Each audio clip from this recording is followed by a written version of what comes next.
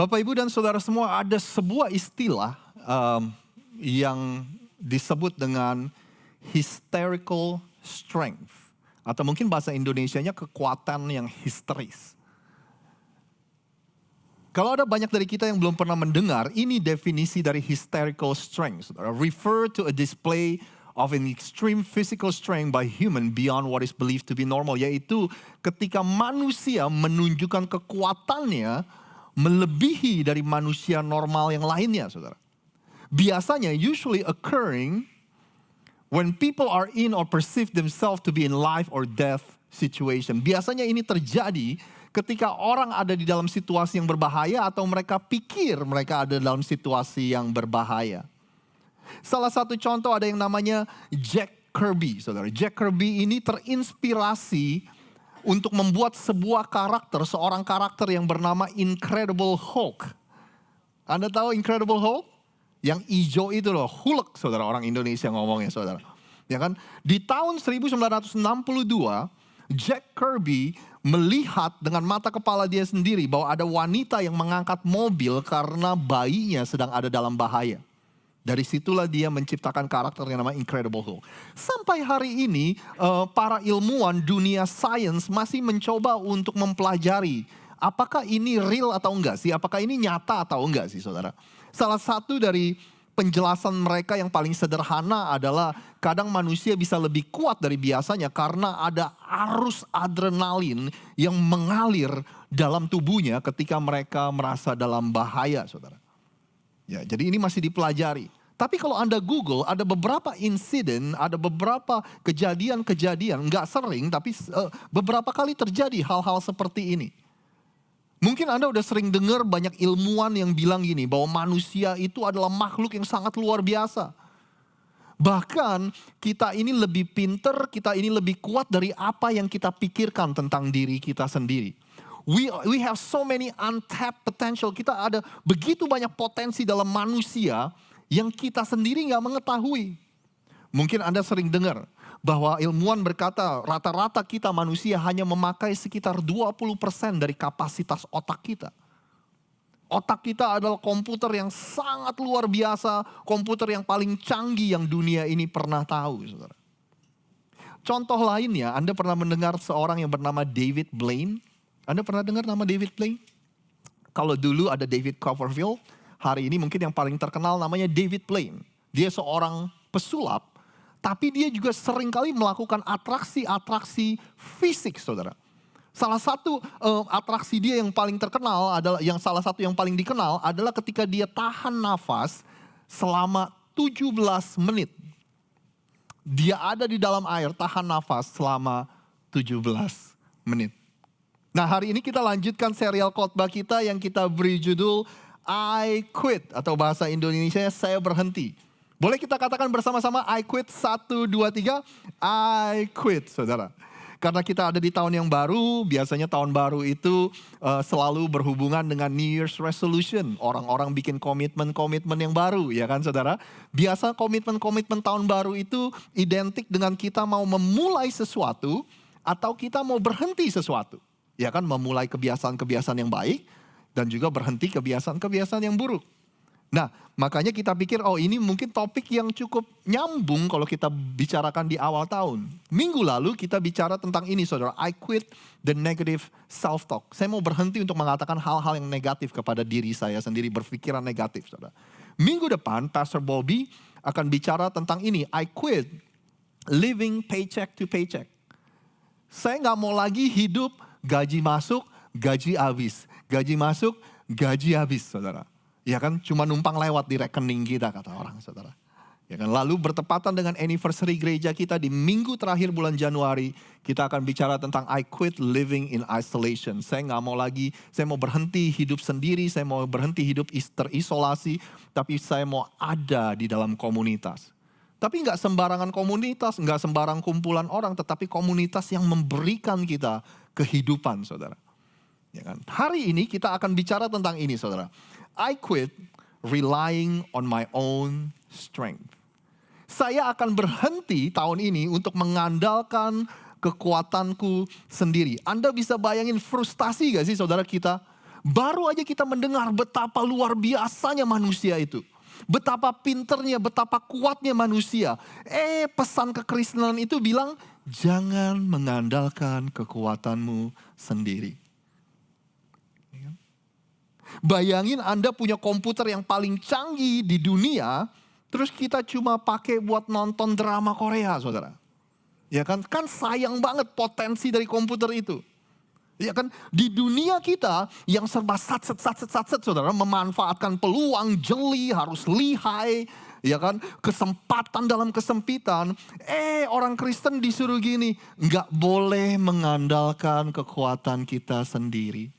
Kita harus hidup berserah kepada Tuhan, saudara. Bayangin frustasinya mungkin kalau Anda dengar ini. Makanya untuk mengawali pesan kita hari ini, saya ingin klarifikasi beberapa hal. Supaya nggak salah nyambung gitu, supaya nggak salah mengerti. Yang saya maksud ketika saya bilang kita nggak boleh mengandalkan kekuatan kita sendiri, itu bukanlah kita nggak melakukan apa-apa, saudara. We're not doing anything, itu namanya fatalisme. Fatalisme itu kita nggak melakukan apa-apa tapi mengharapkan sebuah hasil. Ya, bukan itu yang saya maksud. Lalu berikutnya yang saya maksud ketika kita bilang kita nggak mengandalkan kekuatan kita sendiri, bukan berarti kita nggak rajin bekerja. We are not working hard, kita malas, saudara. Saya berdoa biar orang-orang Kristen dikenal sebagai pegawai-pegawai yang paling luar biasa di tempat kerja mereka. Bukan sebaliknya, saudara. Orang-orang Kristen dikenal sebagai orang yang paling malas di tempat kerja mereka. Ya kan? Dan yang saya maksud, saudara, bahwa kita nggak mengandalkan kekuatan kita sendiri, ini bukannya kita nggak punya perencanaan apa-apa, kita pasif, we are being unintentional. Ya kan saudara, whatever lah. Jadi bukan itu yang saya maksud ketika kita bilang kita nggak boleh mengandalkan kekuatan kita sendiri, tapi kita mengandalkan kekuatan Tuhan. Bukan itu yang saya maksud ketika kita bilang kita mau hidup berserah, saudara. Bahkan sebentar lagi, kita semua akan belajar bahwa ternyata ketika kita belajar mengandalkan kekuatannya Tuhan, itu adalah keputusan yang aktif, saudara. Keputusan yang Anda harus sengaja buat, nggak akan happen by accident.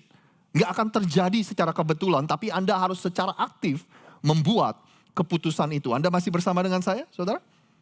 Ya kan? Di dunia yang berkata sekali lagi, kamu bisa jadi apa aja asal kamu punya kemauan. If you can dream it, you can achieve it. Bermimpilah setinggi-tinggi langit. Kenapa kok kita nggak boleh mengandalkan kekuatan kita sendiri?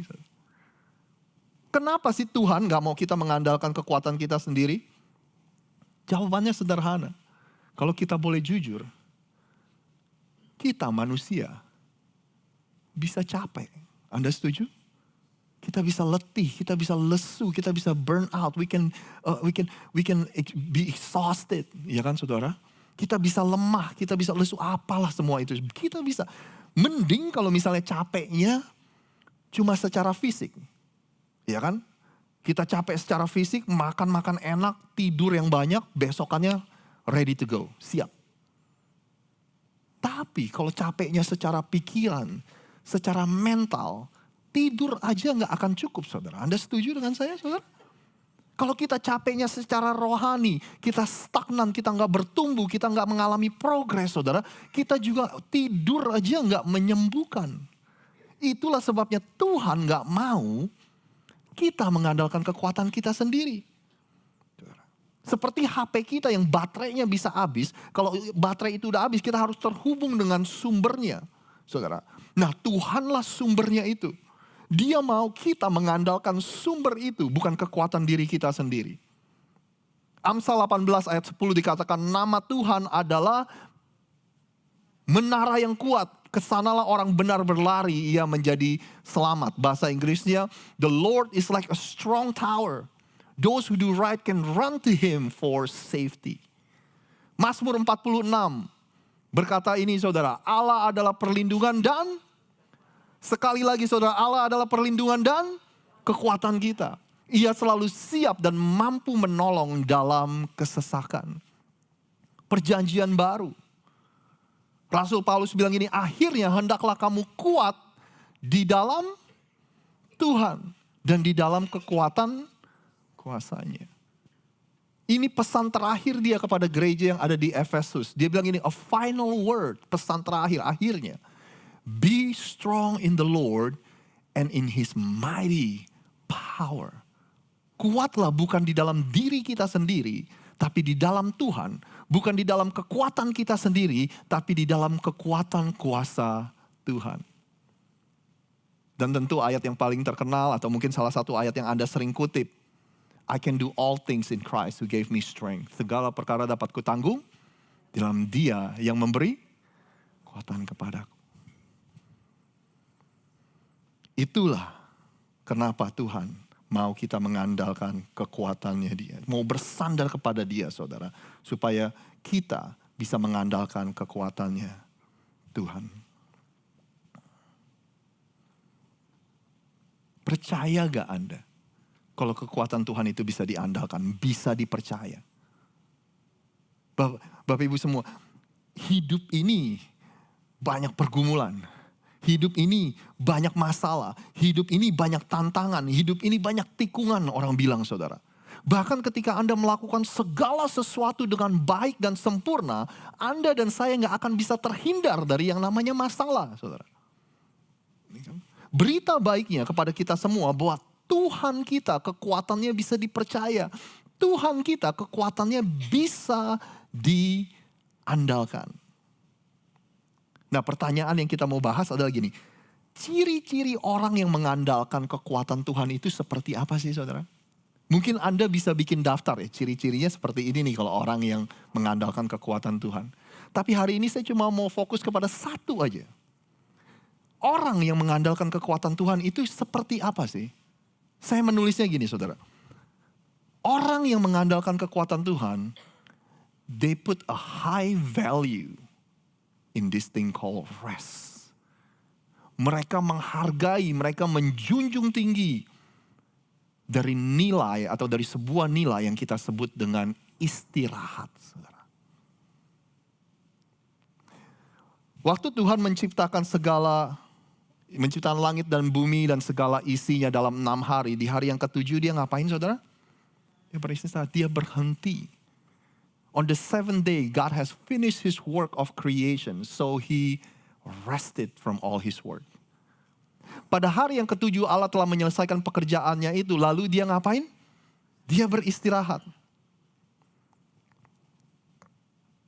Saya mau Anda coba pikir, mau gak sih saudara kalau kita punya Tuhan tuh yang butuh istirahat, saudara?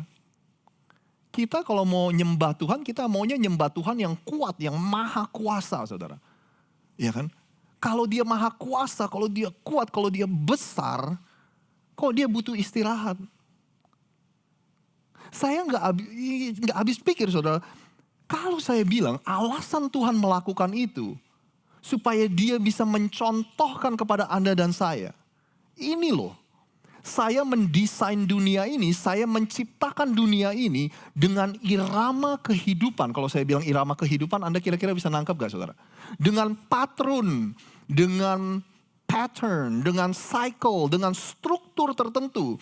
Dan salah satu strukturnya harus ada yang namanya istirahat, saudara. Tuhan ingin, God want to model it to you. Tuhan memberikan sebuah model supaya Anda bisa lihat, oh ternyata ini loh. Ini gaya hidup yang saya harus punya. Salah satu di dalam gaya hidup itu ada faktor yang namanya istirahat. Ada sesuatu yang spesifik yang saya ingin ajak Anda untuk lihat, saudara. Tapi doa saya gini, supaya Anda nggak menangkap pesan ini secara legalistik. Anda tahu nggak legalistik itu? Apa dipretelin, oh kok begini, tapi kalau saya begini ini gimana jadinya. Jangan nangkep pesan ini seperti kayak gitu, saudara. Tapi saya berdoa Anda nangkap gambaran besarnya. Karena di dalam apa yang akan kita baca sebentar lagi, itu seperti ada pesan gambaran besarnya supaya Anda dan saya bisa praktekkan. Yuk kita baca yuk sama-sama yuk. Kejadian pasal yang pertama ayat ke-31. Dikatakan seperti ini. Allah memandang segala sesuatu yang telah dibuatnya itu dan ia sangat senang. Terus berikutnya Anda baca bantu saya. 1, 2, 3. Malam lewat jadilah pagi. Itulah hari ke-6, saudara. Kenapa saya bilang menarik? Karena yang baru kita baca adalah gini, ternyata hari itu dimulai dari malam ke pagi. Terbalik ya sama kita ya. Ya kan? Kita mulainya dari pagi ke malam, saudara. Dan ternyata orang-orang Yahudi sampai hari ini masih mempraktekkan gaya hidup yang seperti ini. Jadi penciptaan, cerita di Kejadian tentang penciptaan itu ternyata sekali lagi ada iramanya. Oh, Tuhan itu menciptakan hari itu dari malam ke pagi. Nah, apa maksudnya, saudara? Inilah yang saya maksud, jangan tangkap gambaran besarnya. Nggak usah dipretelin, nggak usah dikritik, atau nggak usah dibingungin, saudara. Ya kan? Maksudnya adalah kita memulai hidup kita dari beristirahat. Kita memulai kehidupan kita dari kepenuhan kita, baru setelah itu kita melakukan semuanya. Makanya itu disebut dengan dari malam. Artinya gini, saudara, kalau kita kan kebalikan ya kan, kita mulai dari pagi, terus kita masuk ke malam. Ya kan? Tapi hidup yang Tuhan mau kita praktekkan adalah kita mulai dari sebuah tempat peristirahatan. From a place of rest, we do everything else. Dari kita beristirahat, baru kita melakukan segala aktivitas dan pekerjaan kita, saudara. Nah, istirahat di sini nggak bicara cuma soal tidur aja. Misalnya kalau Anda punya keluarga, akan Anda makan bersama dengan keluarga, menikmati orang-orang yang Tuhan taruh di sekeliling Anda, menikmati aktivitas Anda. Kalau Anda punya anak, Anda main sama mereka. Pokoknya melakukan aktivitas yang membuat Anda itu jadi berenergi, saudara. Jadi istilahnya Anda di-charge, Anda dipenuhi. Nah, ketika Anda sudah penuh, barulah besok kita mengalirkan kepenuhan kita kepada aktivitas dan pekerjaan kita. Mudah-mudahan bisa ditangkap, saudara. Tetap ada unsur bekerjanya, jadi khotbah ini bukannya anti kerja, saudara. Bukannya kerja itu adalah sesuatu yang buruk, bukan, saudara. Nah, flow-nya atau iramanya seperti itu. From a place of rest, we do everything else. Dari kondisi fisik dan mental yang prima, yang rested, yang beristirahat, yang penuh, baru kita melakukan segala aktivitas. Kalau kita, the one that we accustomed to, kalau kita biasanya gini kan, saudara, kita beraktivitas, kita kerja. Mudah-mudahan saya dapat cukup istirahat. Ya kan, besok lanjut lagi. Kita kerja. Mudah-mudahan kita dapat istirahat. Ya kan? Kalau masih nggak dapat cukup istirahat, ada Red Bull, ada Monster, ada kopi, ada espresso, double shot, triple shot, saudara. Itu kan gaya hidup kita kan, saudara. Ya kan? Nah, itu bukanlah irama kehidupan yang Tuhan inginkan. Tuhan bilang gini, aku mendesain hidup ini sedemikian rupa. Supaya kamu bisa ikutin, supaya kamu bisa contoh. Sekali lagi, dari kepenuhan kita, diri kita yang rested secara fisik, mental, dan emosional. Dari kepenuhan kita, maka kita alirkan kepenuhan kita untuk melakukan segala aktivitas dan pekerjaan. From a place of rest, we do everything else. Kira-kira Anda bisa nangkep gak perbedaannya, saudara? Ya kan, yang satu istirahat itu prioritas. Yang satu kalau sempat, saudara. Yang satu, kita melakukan aktivitas-aktivitas yang akan merecharge kita, yang mengenergize kita, yang akan membuat kita berenergi, itu kita utamakan sehingga kita bisa melakukan hal-hal yang lain. Yang satu, kita lakukan hal-hal yang lain, baru mudah-mudahan kita bisa melakukan segala aktivitas yang merecharge kita. Kalau kita punya waktu, selalu ngomongnya gitu. Ada survei dari majalah Times yang berkata bahwa generasi kita ya, pokoknya kita yang masih hidup nih, termasuk generasi anak-anak kita. It is the most stressed out generation in the history of the world. Adalah generasi yang paling stres katanya, saudara. Kalau Anda ditanya kira-kira kenapa ya? Kenapa ya, saudara ya? Bisa sampai disebut generasi yang paling stres. Kalau saya mikirnya gini, saudara, saya punya konsep, nggak tahu Anda setuju atau enggak. Kalau saya mikirnya kenapa kita stres? Karena kita belum berdamai. We haven't made peace yet. Apa maksudnya Rosid belum berdamai? Karena kita belum berdamai dengan ini, saudara. Kita belum mengakui that we cannot do it all, we cannot have it all, And we cannot make everybody happy. Kita nggak bisa melakukan semua, kita nggak bisa mempunyai semua, dan kita nggak bisa membahagiakan semua orang. Kita belum berdamai dengan fakta itu, saudara. Kita masih berpikir kita bisa melakukan semua, kita masih mendapatkan semua, kita berpikir kita masih bisa membahagiakan semua orang. Makanya kita jadi stres. Bayangin dunia kita hari ini, begitu banyak pilihan di sekeliling kita.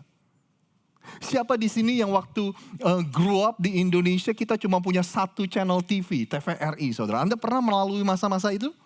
Seharusnya pernah, karena saya pun melalui masa-masa itu, saudara. Lalu TV swasta mulai masuk. Hari ini, kalau Anda mau ngomongin soal hiburan, entertainment di TV, wah, itu udah gak terhitung jumlahnya, saudara. Iya kan? Dari segala sesuatu, streaming services, YouTube, belum lagi aplikasi-aplikasi, drama Chinese, drama Korea, drama apa yang kemarin itu Turki ya? Turki ya sayangnya, apa? Iya tuh istri saya ya, kok tahu istri saya nonton melulu soalnya. Pokoknya gak habis-habis lah hari ini, saudara. Begitu banyak aktivitas yang kita bisa pilih. Begitu banyak pilihan, begitu banyak opsi.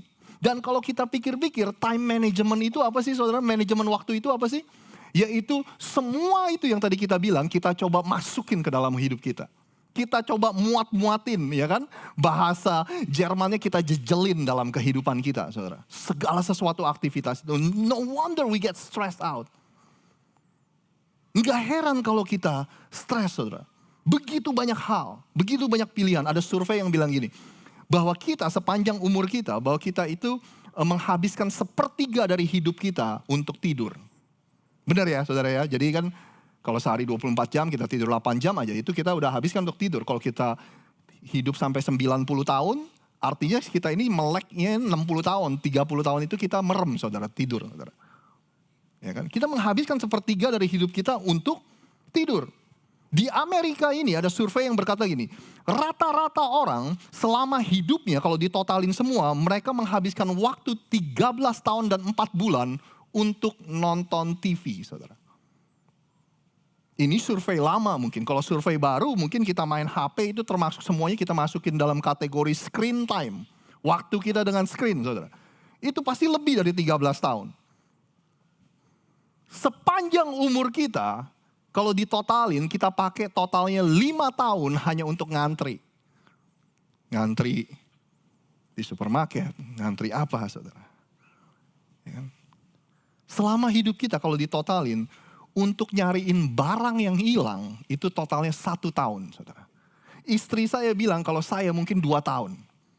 Ya kan? Soalnya dompet hilang melulu, lupa taruh di mana, kunci taruh di mana saudara. Sepanjang umur kita rata-rata kita menghadiri sekitar 35 pesta pernikahan. Kita nyupir mobil totalnya sekitar 627.000 miles. Itu 25 kali keliling bumi ini saudara. Artinya so many things to do, so little time. Begitu banyak yang kita mau lakukan tapi waktu itu sangat sempit. Makanya Ayub bilang gini, hari-hariku berlalu lebih cepat daripada seorang pelari. Lenyap tanpa melihat bahagia. Atau begitu banyak yang kita mau lakuin, akhirnya kita jadi stres sendiri.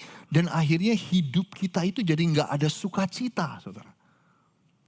Sudahkah Anda dan saya berdamai dengan fakta that we cannot do it all, we cannot have it all, and we cannot please everybody.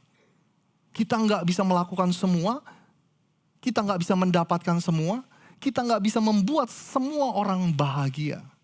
Sudahkah Anda berdamai dengan fakta itu?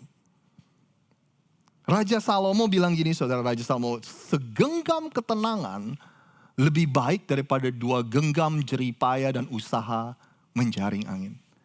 Dia bilang gini, 1 itu lebih baik daripada 2, tapi kita coba menjaring angin.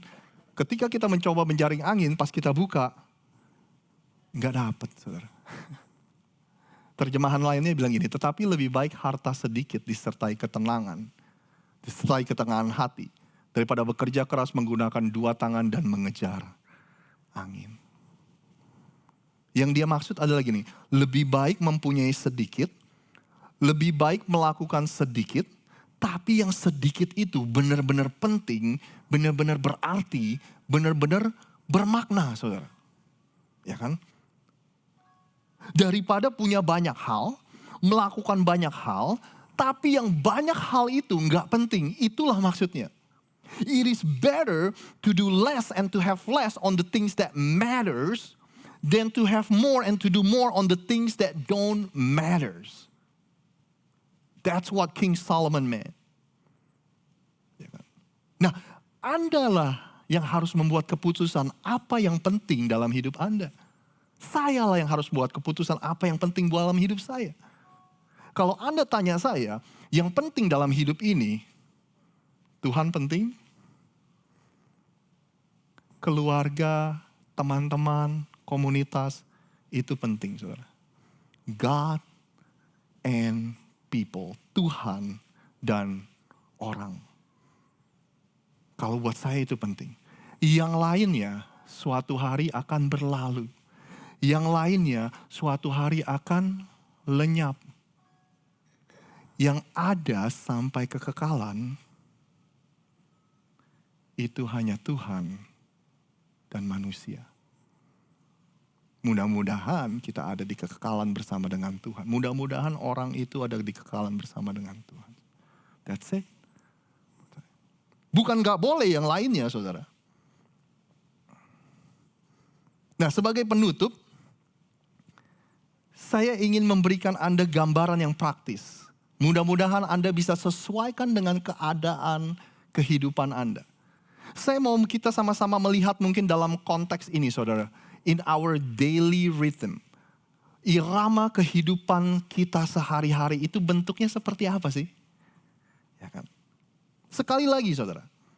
Jangan legalistik, jangan dikritikin, jangan dipretelin satu-satu. Tangkap intinya. Di mana mungkin kita menikmati pertemanan kita kalau Anda punya keluarga makan malam sama-sama, ngobrol, ketawa, iya kan? Kalau di gereja ada kegiatan tengah minggu, Anda ngumpul sama teman-teman komsel, ya kan? Anda ketawa, Anda hangout, Anda cerita, dan menjelang malam kita mulai siap-siap istirahat, kita reflect, saudara, kita mengevaluasi sepanjang hari ini tuh seperti apa. Kalau Anda mau baca Alkitab, Anda doa di malam silakan. Kalau Anda mau memulainya besok pagi sebelum beraktivitas silakan. Itulah maksudnya hari kita itu mulainya dari malam ke pagi. Tapi istirahat juga nggak bicara soal aktivitas fisik aja, saudara.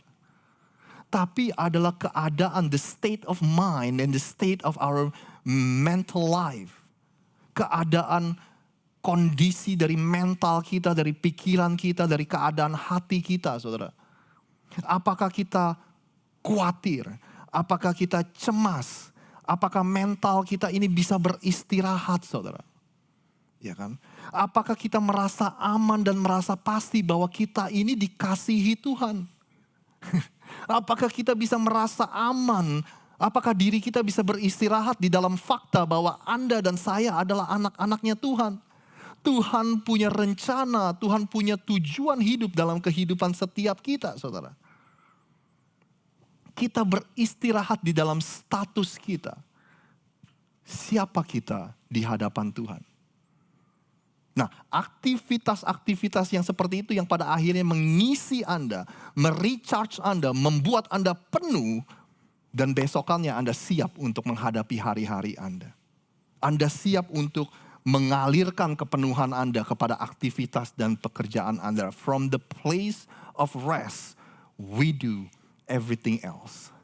Kayak mobil, tangki bensinnya penuh ketika Anda beraktivitas. You are not running on empty. Bukan tangki bensin yang kosong ketika kita beraktivitas, saudara. Bukan tangki bensin yang udah mau habis, makanya kita gampang habis kesabaran. Ya kan?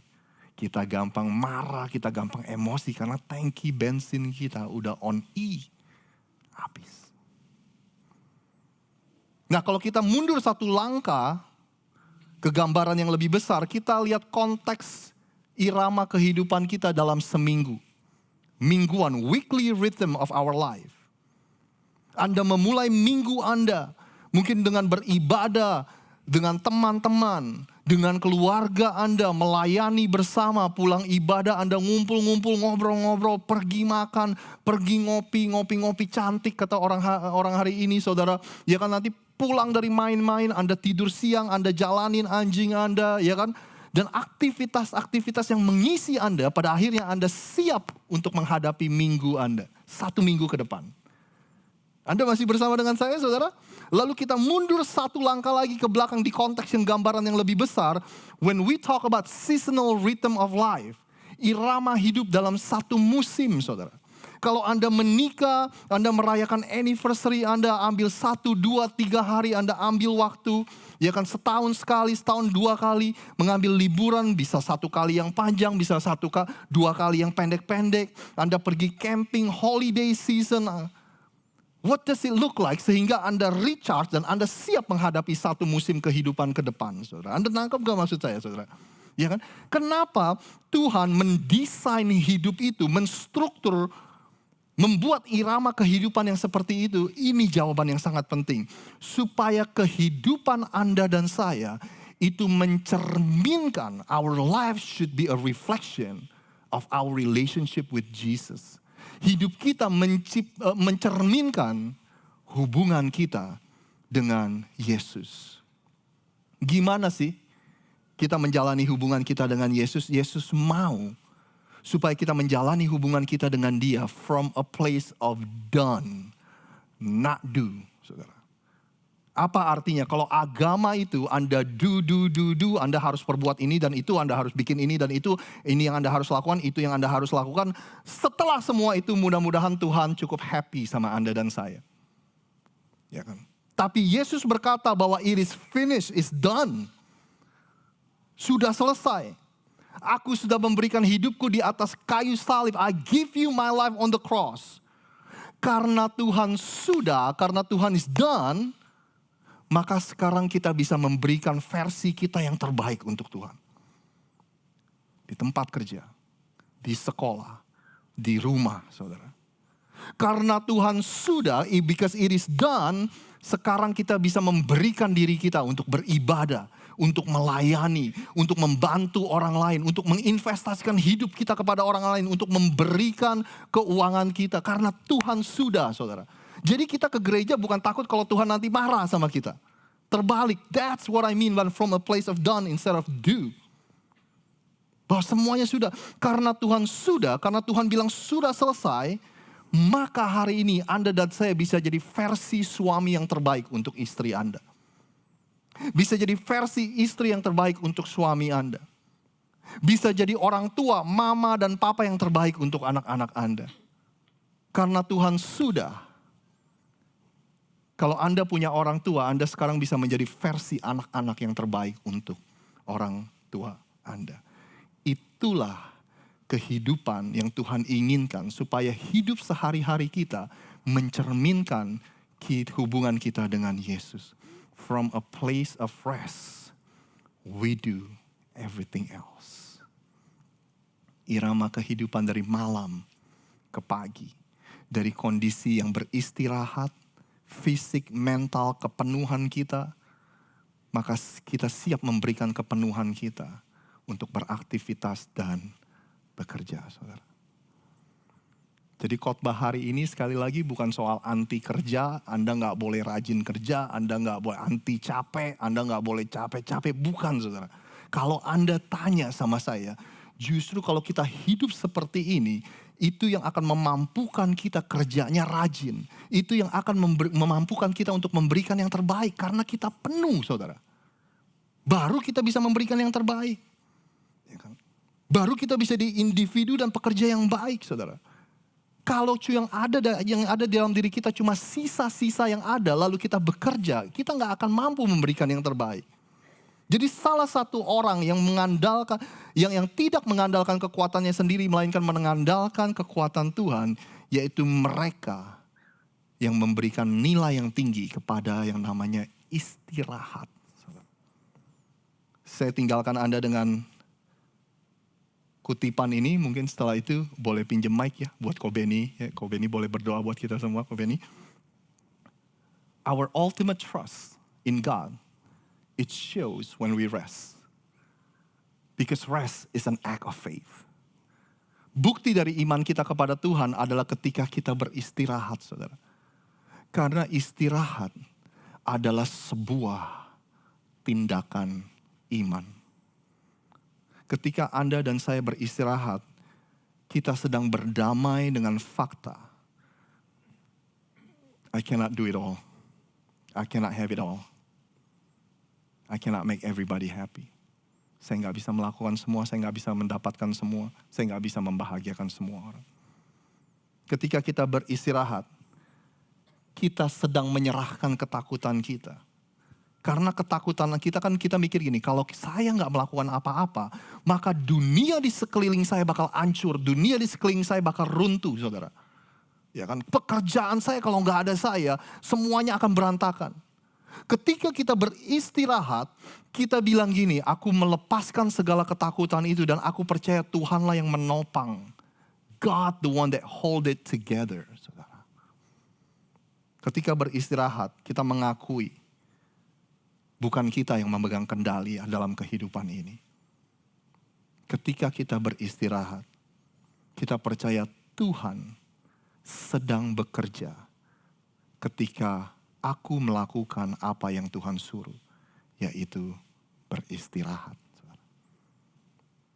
Boleh saya undang semua untuk bangkit berdiri, kita akan tutup ibadah kita pada hari ini.